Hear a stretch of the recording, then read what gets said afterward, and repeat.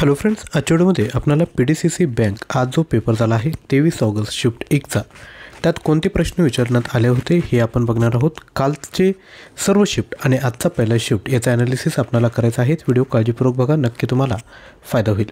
तर काल जे प्रश्न विचारले होते सेम पॅटर्न या ठिकाणी त्यांनी घेतलेला आहे, परंतु याच्यात बँकिंग जे प्रश्न आहेत त्यावर अधिकचा भर होता आणि जे संगणक हा जो टॉपिक आहे त्यावर अवघड प्रश्न या ठिकाणी विचारण्यात आले होते।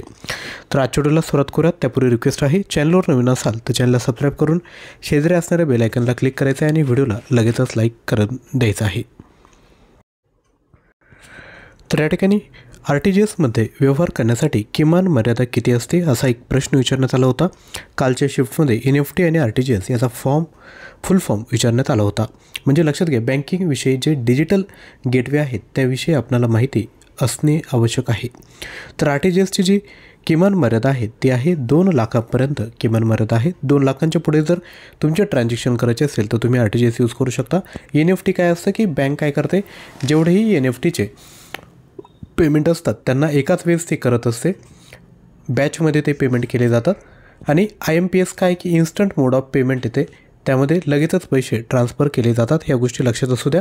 हा प्रश्न आला तर मग या अनुषंगाने कोणते प्रश्न तयार होऊ शकतात हे आपल्याला करायचं आहे। जर आपण आपलं जर मटेरियल घेतलं, आम्ही जे तयार केलं मटेरियल जर घेतलं तर त्यामध्ये बँकिंगविषयी सर्वच प्रश्न आपण कव्हर केले आहेत। परीक्षेत मी तुम्हाला गॅरंटी देतो की 100% पैकी 90 ते 95% आपल्याच मटेरियलमधील तुम्हाला बँकिंगचे प्रश्न बघायला भेटतील। त्यानंतर या ठिकाणी EMIचा फुल फॉर्म विचारला होता। हा अगदी सोपा प्रश्न होता। तर EMIचा फुल फॉर्म आहे इक्वल मंथली इन्स्टॉलमेंट, म्हणजेच ऑप्शन क्रमांक A। यानंतर पुढील प्रश्न, MSMEचे पूर्ण रूप काय? तर MSMEचं फुल फॉर्म आहे micro small and medium enterprises, म्हणजेच ऑप्शन क्रमांक B। यानंतर पुढील प्रश्न, MICR कोडचा उपयोग कशासाठी होतो? आपण ऐकलंच असेल, MICR याचा जो उपयोग आहे तो चेक क्लिअरिंगकरिता केला जातो। यानंतर पुढील प्रश्न, SLR म्हणजे काय?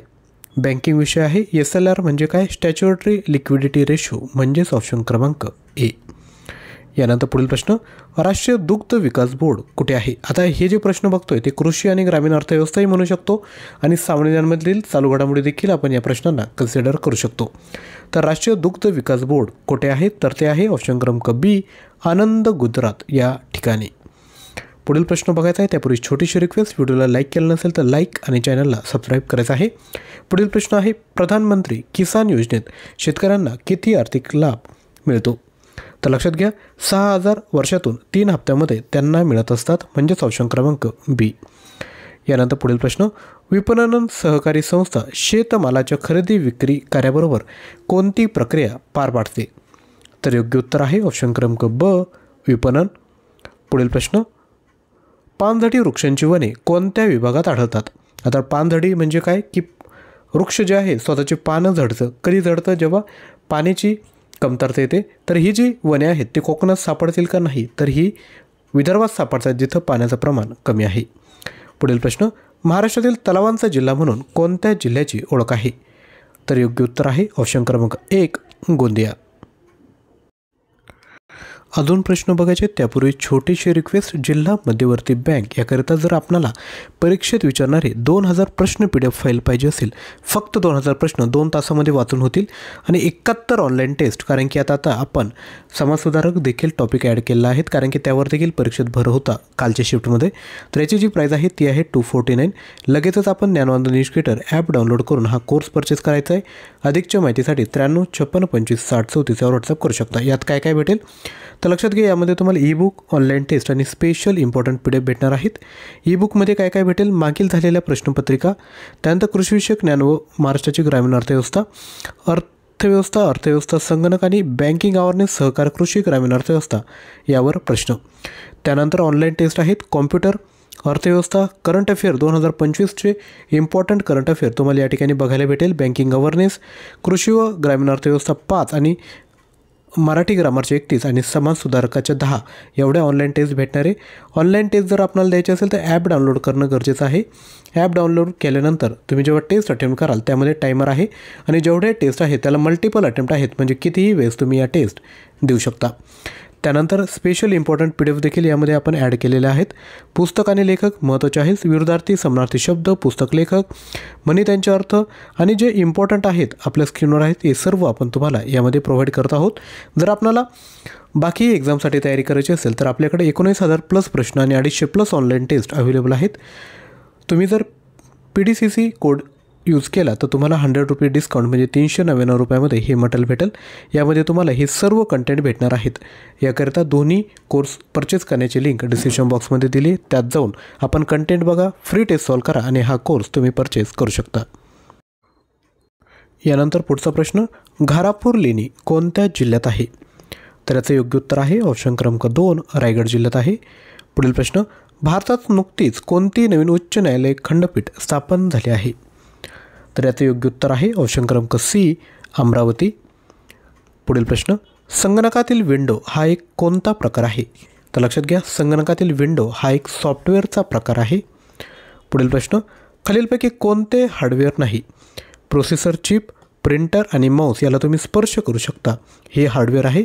परंतु जावा हे एक सॉफ्टवेअर आहे ज्याला तुम्ही स्पर्श करू शकत नाही. पुढील प्रश्न, मेगाबाईटमध्ये काय मोजाल? तर मेगाबाईटमध्ये आपण संगणकाची मेमरी ही मेमरी क्षमता मोजत असतो, म्हणजेच ऑप्शन क्रमांक D योग्य उत्तर असेल. आणि विद्यार्थी मित्रांनो, परीक्षेत तुमचा एक मार्क अगदी महत्त्वाचा आहे. तुमचा कितीही अभ्यास झाला असो, परंतु जे आपण ऑनलाईन टेस्ट दिले आहेत ना, 71 ऑनलाईन टेस्ट, तर तुम्ही सॉल्व करायचे. यातून तुम्हाला कळेल की आपला किती अभ्यास झाला आहे. एखादा प्रश्न चुकला हरकत नाही, परंतु तो चुकलेला प्रश्न जेव्हा तुम्ही सोल्युशन बघाल तेव्हा तुम्हाला कळेल की हां, आता माझं इथं चुकतं आहे, याचा अभ्यास मला करणं गरजेचं आहे. तो तुम्ही अभ्यास करा, कारण की आता परीक्षा आली, तुमचा अभ्यास झालाच असेल, परंतु या ज्या 71 ऑनलाईन टेस्ट त्या तुम्हाला द्यायचेच आहे. आणि जे PDF स्वरूपाचे इम्पॉर्टंट PDF मी तुम्हाला टाकले आहेत त्या देखील तुम्हाला वाचून घ्यायचे आहेत. 50-50, 60-60 असे प्रश्न आहेत, ते तुम्ही 1 टेकमध्ये वाचू शकता. आणि परीक्षा जवळ आहे, त्यामुळे एकदा जरी वाचलं तरी तो प्रश्न लक्षात राहायला मदत होईल. त्यामुळे टेस्ट नक्की तुम्ही घ्यायचे आहेत. अधिकच्या माहितीसाठी तुम्ही 93 56 25 60 34 यावर व्हॉट्सॲप करू शकता. पुढील प्रश्न आहे, खालीलपैकी समानार्थी शब्दांची योग्य जोडी कोणती आहे? तर गौरव, सन्मान ही विद्यार्थी मित्रांनो योग्य जोडी आहे. यानंतर पुढील प्रश्न, डोंगर पोखरून उंदीर काढणे या म्हणीचा अर्थ सांगायचा आहे. सांगा, डोंगर पोखरून उंदीर काढणे म्हणजेच काय? कष्ट फार, लाभ कमी, म्हणजेच ऑप्शन क्रमांक क. यानंतर पुढील प्रश्न, महात्मा फुलेंनी कोणता ग्रंथ लिहिला? समाजसुधारक टॉपिकमधील हा प्रश्न आहे. तर महात्मा फुलेंनी ऑप्शन क्रमांक 2 सार्वजनिक सत्यधर्म हा ग्रंथ लिहिला आहे. पुढील प्रश्न, खालीलपैकी कोणत्या मराठी साहित्यिकाला ज्ञानपीठ पुरस्कार प्राप्त नाही? तर योग्य उत्तर आहे पु ल देशपांडे यांना ज्ञानपीठ पुरस्कार प्राप्त नाही आहे. पुढील प्रश्न, भावार्थ दीपिका हा ग्रंथ कोणी लिहिला आहे? जे आपण स्पेशल PDFमध्ये पुस्तक आणि लेखक, समानार्थी विरुद्धार्थी शब्द जे ॲड केलेत ना, याचा तुम्हाला या ठिकाणी फायदा होणार आहेत, कारण की जे प्रश्न आहेत ते त्याच PDFमधील आहेत. तर भावार्थ दीपिका हा ग्रंथ कोणी लिहिला? योग्य उत्तर आहे ऑप्शन क्रमांक D संत ज्ञानेश्वरांनी लिहिला आहे. यानंतर पुढील प्रश्न बघूयात, पुणे जिल्ह्यात कोणत्या तालुक्यात बाजरीचे पीक भरपूर होते? शिरूर व जुन्नर, आंबेगाव, पुरंदर व खेड या सर्वच तालुक्यांमध्ये बाजरीचे पीक भरपूर होते. यानंतर पुढील प्रश्न, पिंपरी चिंचवडला कोणत्या प्रकल्पातून पाणी पुरवले जाते? योग्य उत्तर आहे पवना प्रकल्पातून पाणी पुरवले जाते. पुढील प्रश्न, रिझर्व्ह बँक ऑफ इंडियाची स्थापना कधी झाली? तर योग्य उत्तर आहे 1 एप्रिल 1935ला स्थापना झाली आहे. आणि याचं जे मुख्यालय आहे ते मुंबई ठिकाणी आहे. SBIचं देखील मुख्यालय मुंबई या ठिकाणी आहे. पुढील प्रश्न, राष्ट्रीय विकास मंडळ डॅश या सदस्यांचे बनलेले असते? तर पंतप्रधान, सदस्य, नियोजन आयोग आणि सर्व राज्यांचे मुख्यमंत्री यांचे मिळून राष्ट्रीय विकास मंडळ हे बनलेले असते. तर विद्यार्थी मित्रांनी जे आपल्याला प्रश्न पाठवले आहेत त्यातूनच आपण हे प्रश्न तयार केले आहेत. आय होप आजचा व्हिडिओ तुम्हाला नक्की उपयुक्त वाटला असेल. कालचे 3 व्हिडिओ आणि आजचा 4था व्हिडिओ म्हणजे 4 पेपर्सचं 4 शिफ्टचं आपण ॲनालिसिस केलं आहेत. आपण पाठीमागचे देखील व्हिडिओ जाऊन बघू शकता. आपण जे थंबनेल तयार केला आहे त्यामध्ये क्लिअरली तुम्ही बघू शकता कोणत्या शिफ्टचा आणि कोणत्या दिवसाचा पेपर आहे. ते प्रश्न तुम्ही बघून घ्या. आपलं जे कंटेंट आहेत, जो कोर्स आहे 249चा तो नक्की परचेस करायचा आहे. व्हिडिओ आवडला असेल तर लाईक, शेअर आणि चॅनलला देखील सबस्क्राईब करा. जर तुम्हाला करंट अफेअरची डेली बेसिसवर प्रॅक्टिस करायची असेल तर डेली करंट अफेअर शॉर्ट्स हे आपण यूट्यूब चॅनल चालू केलं आहे, त्याला देखील तुम्ही जॉईन करू शकता. आपला व्हॉट्सअपचा ग्रुप आहे, त्याला देखील जॉईन लगेचच करून घ्यायचा आहे. थँक्यू.